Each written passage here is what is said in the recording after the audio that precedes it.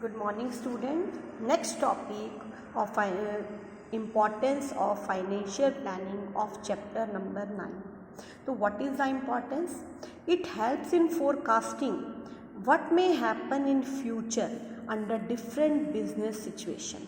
Means financial planning में क्या देखा जाता है कि डिफरेंट बिजनेस सिचुएशन की पहले से फोरकास्टिंग कर लो जो फ्यूचर में हैपन हो सकती है कि by doing so it keep helps the firm to prepare for future. ऐसा करके एक फर्म अपने आप को फ्यूचर के लिए प्रिपेयर कर सकती है।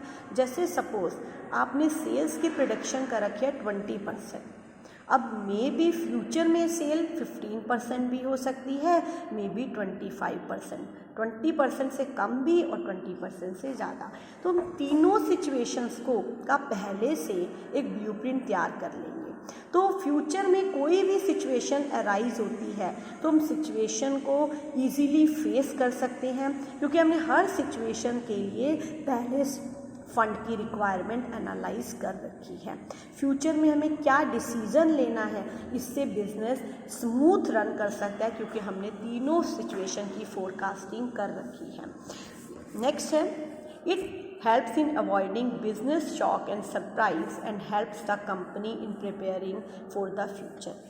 बिजनेस इस फाइनेंशियल प्लान करने से हम इन जो बिज़नेस में शॉक्स होते हैं या सरप्राइजेज होते हैं जिस वजह से कि हमें हैवी लॉस फेस करना पड़ता है, पर हमने उसके लिए पहले से फाइनेंस प्लान कर रखा है, तो हमें इमीडिएट शॉक्स या सरप्राइजेज को हम इजीली बियर कर सकते हैं। हम फ्यूचर में उसके लिए पहले से तैयार हैं। देखिए, आपको पता है आपको फ्यूचर में कई बार आपके मम्मी पापा फाइनेंस के प्लान करते हैं कि फ्यूचर इज़ अनसर्टेन है, अपने बच्चे का करियर भी बनाना है, बच्चे की मैरिज भी करनी है, तो उसके लिए जो फाइनेंस आज प्लान करते हो ताकि जो फ्यूचर में कभी कंडीशंस ऐसी हों कि हमारे पास फंड ना हो, तो यदि आपने प्लान कर रखा होगा तो उसके शॉक्स और सरप्राइजेस को आप इजीली फेस कर सकते हो।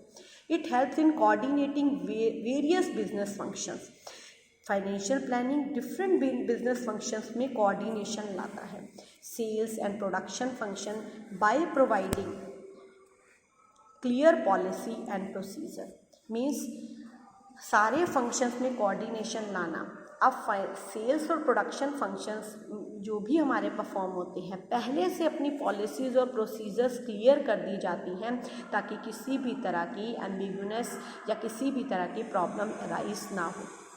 नेक्स्ट है it provides a link between investment and financing decision on a continuous basis. देखिए, दो डिसीजन थे हमने फाइनेंशियल मैनेजमेंट में पढ़ा, investment and finance. Investment decision में हम देखते हैं हमने how much money invest in fix capital and working capital, कितना पैसा हमें रिक्वायर्ड है फ़ंड इन्वेस्ट करने के लिए, हमें कैसे कैसे इन्वेस्ट करना है, उस इन्वेस्टमेंट के लिए फ़ंड कहाँ से आएगा, that is a finance decision.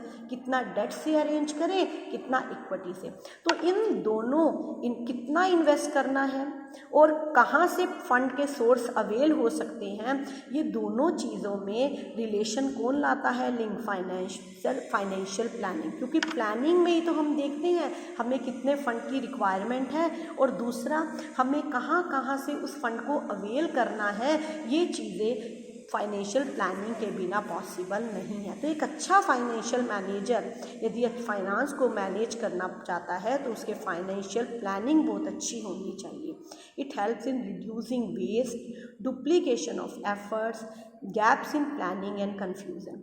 Means जब आप प्लान बनाओ तो आप वो प्लान क्यों बनाए जाते हैं, ताकि एफर्ट्स की डुप्लीकेशन ना हो, इनकी एक एक्टिविटी बार बार ना हो और दूसरा वेस्ट कम से कम हो। तो इससे क्या होगा, प्लानिंग और कंट्रोलिंग इजीली हो सकती है। प्लान में आपने करा कितना खर्च करना है, कैसे करना है, कंट्रोलिंग में आपने देखा कि कितना हमारा बजट एक्स्ट्रा तो नहीं चला गया, यदि गया तो कहाँ कहाँ फंड वेस्ट हुए।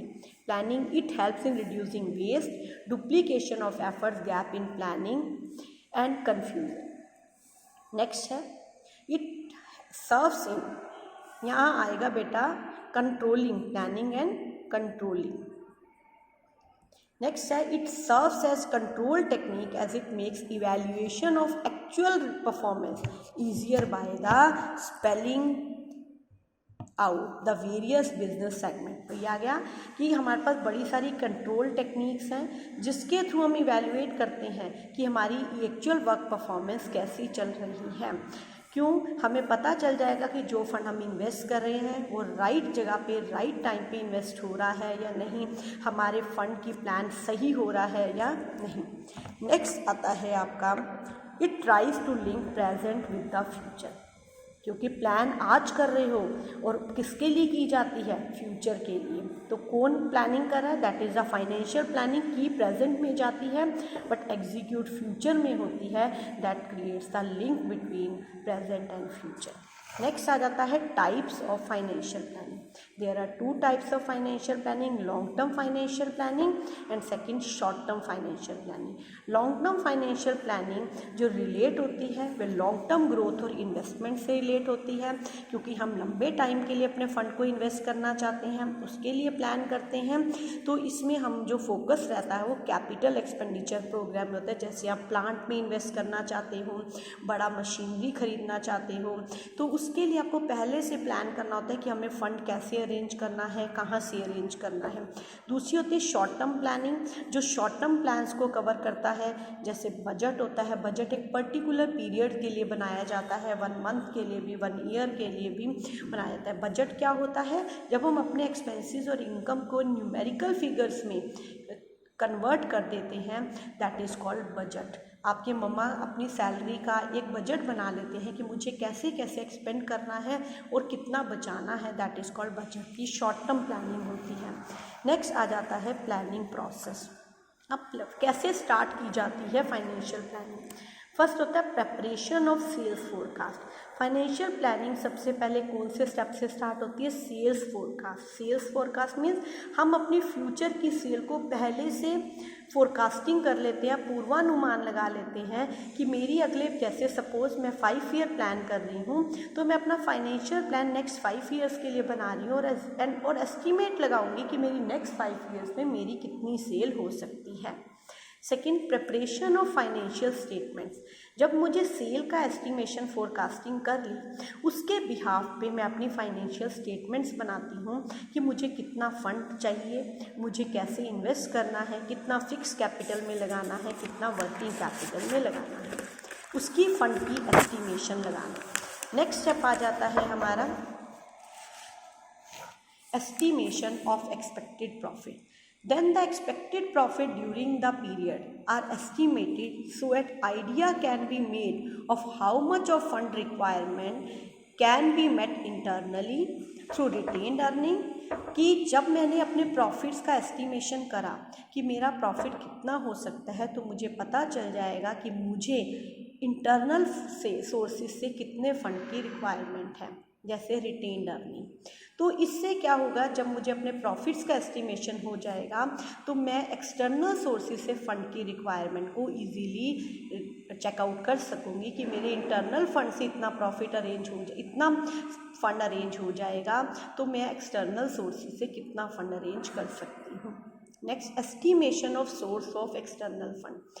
Source from which the external fund require can be met are identify. जब मैंने एक्सपेक्टेड प्रॉफिट के थ्रू इंटरनल फंड अरेंज करे तो फिर मैंने देखा मेरी अब सोर्सेज ऑफ एक्सटर्नल फंड कौन कौन से वो एक्सटर्नल फंड के सोर्सेज हैं जहाँ से मेरा फंड अरेंज हो सकता है। Preparation of cash budget. Last में सारे फैक्टर्स को कंसीडर करके कैश बजट बनाते हैं। कितना कैश आया, कितना कैश गया, क्या मेरी रिक्वायरमेंट से ज़्यादा कैश खर्च हुआ या मेरी रिक्वायरमेंट के अकॉर्डिंग कैश अवेलेबल था, that is called cash budget. तो आज का टॉपिक हमने किया फाइनेंशियल प्लानिंग, उसके meaning, objective, importance, types and process. Thank you.